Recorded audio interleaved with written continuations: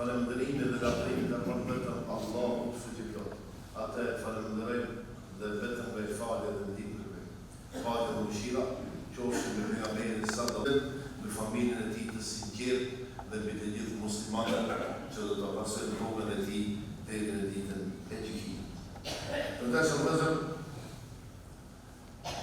Islami i kushton rëndësi të veçantë kohës dhe shfrytëzimit të kohës, sepse e konsideron kapital të çmuar për njeriu.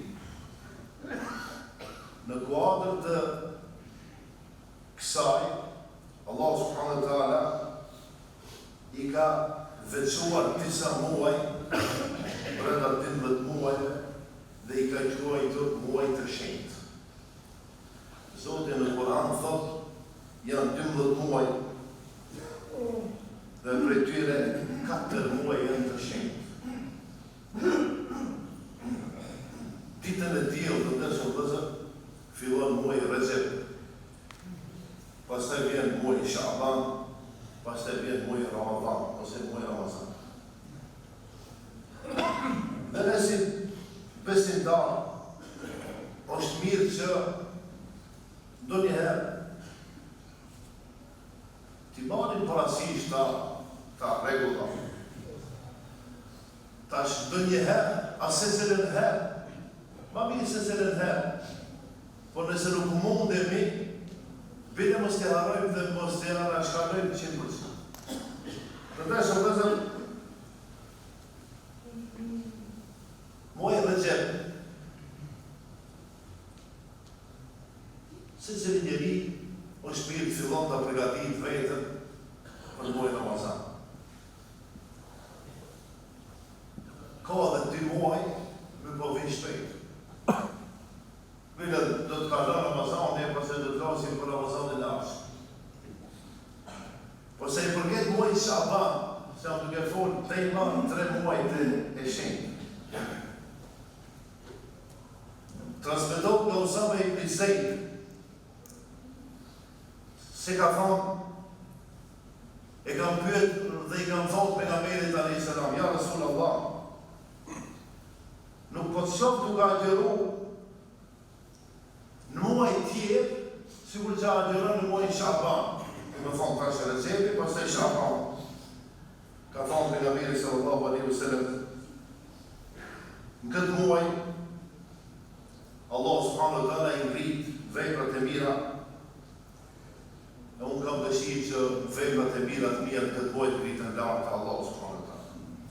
Ndërsa vëllezër, ne edhe në qoftë se habitemi, është normale të habitemi brenda jetës tonë në botë, sepse bota ashtu është e krijuar për mu knaqë me rregulla, po do të thotë ne të kalojmë rregulla.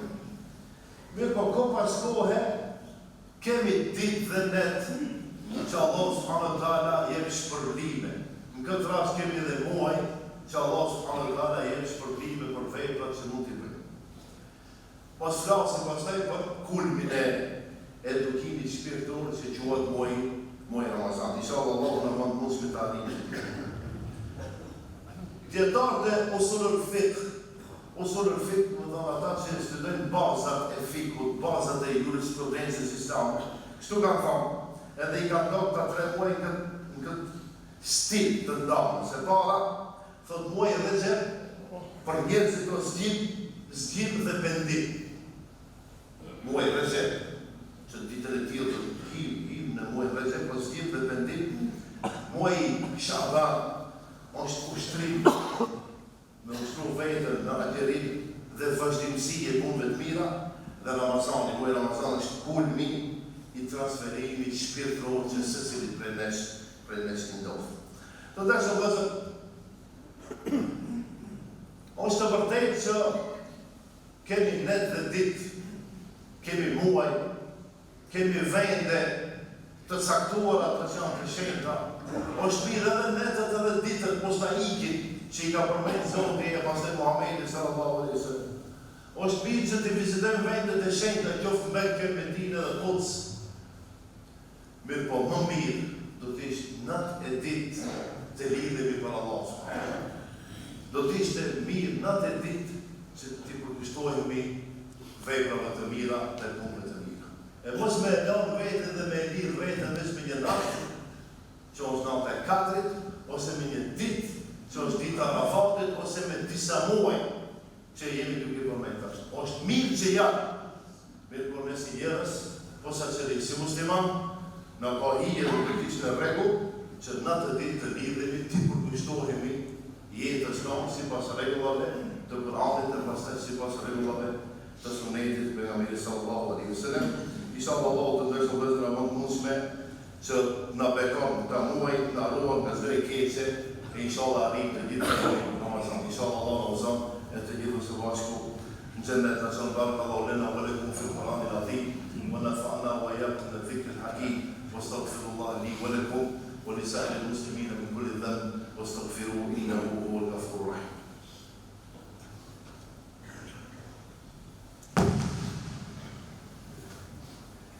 الحمد لله رب العالمين وأصلي وأسلم على قائد المؤمنين محمد بن عبد الله المبعوث رحمة للعالمين. اللهم صل على محمد وعلى آل محمد كما صليت على إبراهيم وعلى آل إبراهيم إنك حميد مجيد. اللهم بارك على محمد وعلى آل محمد كما باركت على إبراهيم وعلى آل إبراهيم إنك حميد مجيد. إن الله يأمر بالعدل والإحسان وإيتاء ذي القربى وينهى عن الفحشاء والمنكر والبغي يعظكم لعلكم تذكرون. الله أكبر الله أكبر الله أكبر